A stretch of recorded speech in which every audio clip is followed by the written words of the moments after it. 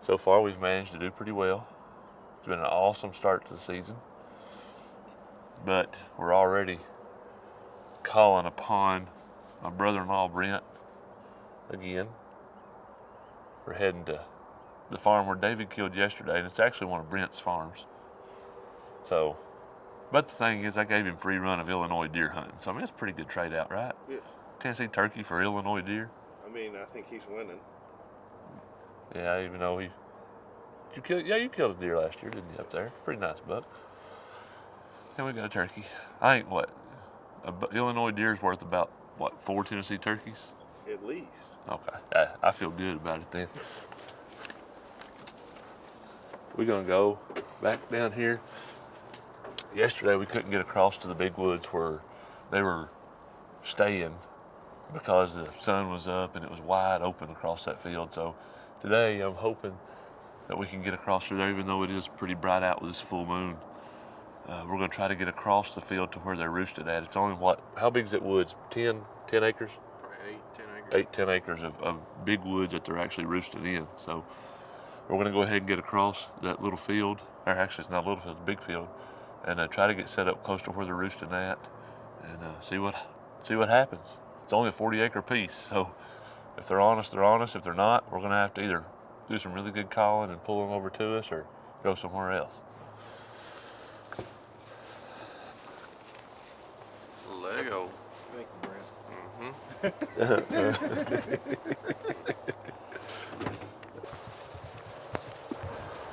back here at the big woods now. Where those turkeys were, and this is where we know they're roosting at.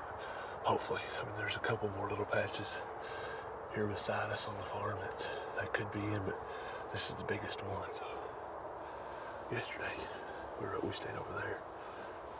They come out right here in this corner and come across. Well, which side do you think? Do you usually roost on the upper side or lower? They roost right back there. Right back in there? They flew down last year. Right there. Flew down right here on this side? Yeah. Do you think we should just get right up in that little corner right here on the tip and put decoys right straight out? Probably the tip. I won't go back in there because I don't roost too far with it. Well, that's why. Just find the biggest trees that we can. Yeah. Of course, I mean, if they do start gobbling over here, we can always get up and just move right around the end. Yeah. So, all right, let's go ahead and get set up right here.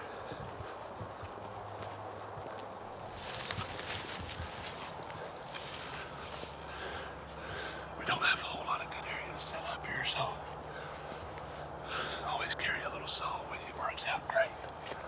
We're right here on this pond bank. They always come out right here in the corner of the woods. Brent said it when they come into this field, so we can't get in the woods. So we're having to modify this a little bit. I'm cutting down a couple cedars and we're setting up. Should be great. I think. I hope. We'll see. Onyx pulled up right here, and that sucker is literally roosted on the tailgate of my truck. He's probably dropping turds on it right now.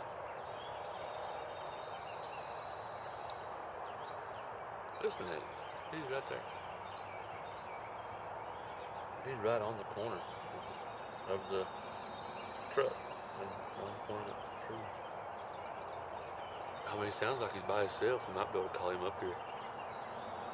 Or between there's the field runs up through there, where there's no trees.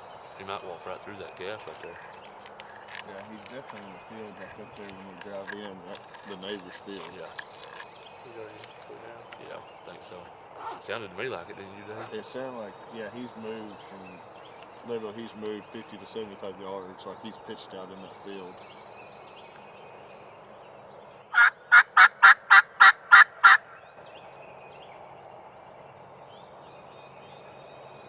He was that one across the field that time, Dave? I heard him earlier. You heard him? too. Okay.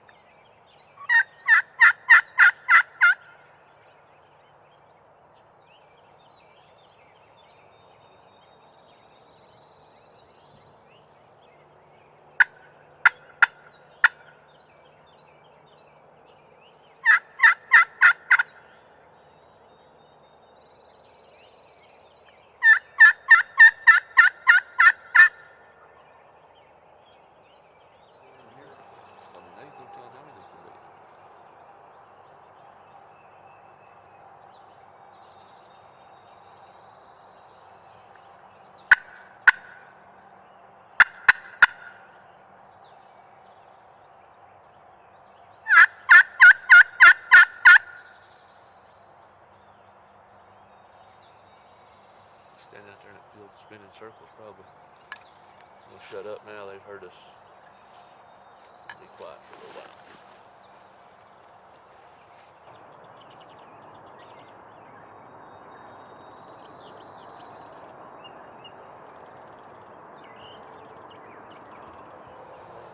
What'd you say? Green field tree. Way down there, down to the left. That biggest tree to the left there, like toward the flash, to the right of the flashing light. Yep. It landed right there under it, he said.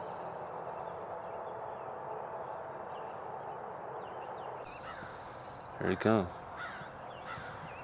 Go ahead and get turned. Real easy, because the closer he gets, the harder it's going to be for you to turn. Easy, easy, easy. Keep everything down low.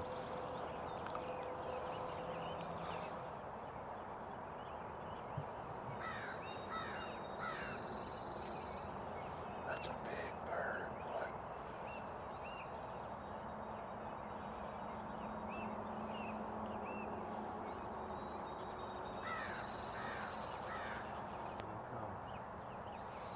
Don't move yet, don't do it yet.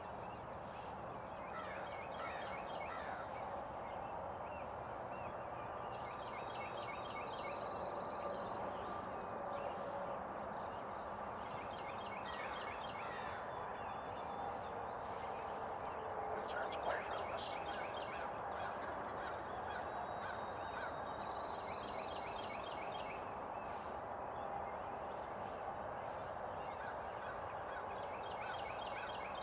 If he attacks it, go ahead and get your gun out.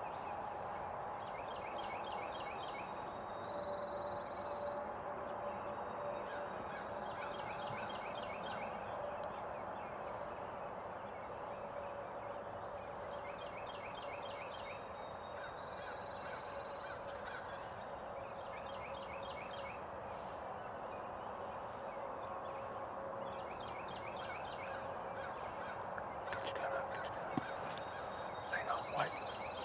Go ahead, get out. You ready, David? I'm ready to go. Alright, whenever he sticks his head up, kill it.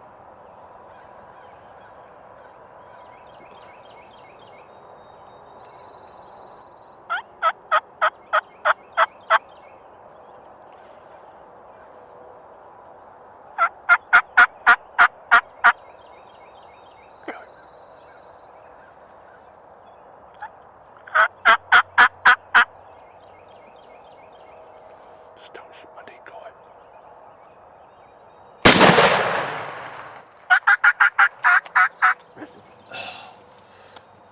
Well, another textbook hunt this morning. Awesome. Wish I'd have pulled the trigger on him, but that's okay. It is It's Brent's farm. It is- Killed one on it is Brent's farm, and we've killed one bird on it already, but dadgum, it's just hard to watch them walk in like that and not see it gun, get to raise your gun up and put that old red dot right on that neck. But that's all right. My old bro-in-law back here got it Right. done, didn't you, bud? Yep. Awesome morning. Dude, you plastered him. Look at that head. Oh, Let's see that head. Oh my goodness. yeah, he Oh. blistered, boy, I tell you. I'll cut it off. Another awesome hunt, man. Man, what a morning. Jeez. We come out here yesterday, me and David come out here, and it's actually one of Brent's farms, and he was nice enough to say, yeah, go out there and see if you can get one. And sure enough, we did, and realized there's quite a few gobblers out here. We heard some more gobbling, seen another one that was with David's, and that led us to this morning. But you seen him fly across the creek down here, He didn't you? flew across the creek. I couldn't ever see him strut, but David was seeing him, watching him, but I couldn't see him. And then he finally got an opening where I could see. It was all over when he seen the decoys headed across this Made a field. few soft yelps to him, and man, it was gorgeous watching him walk across through there. I'm telling you. For a minute, I didn't know. I got my red dot on too. I was like, if this sucker gets nervous and starts to run, I said, I'm going to shoot him. I said, we'll get two birds off Brent's farm. But lucky for Brent, he came on in and put on a show. We blasted him, but I'm ready to go get another. Let's go. You ready? Way to go, bud. My farm again, I'm assuming. Yeah, we're heading to your farm again. Oh, man.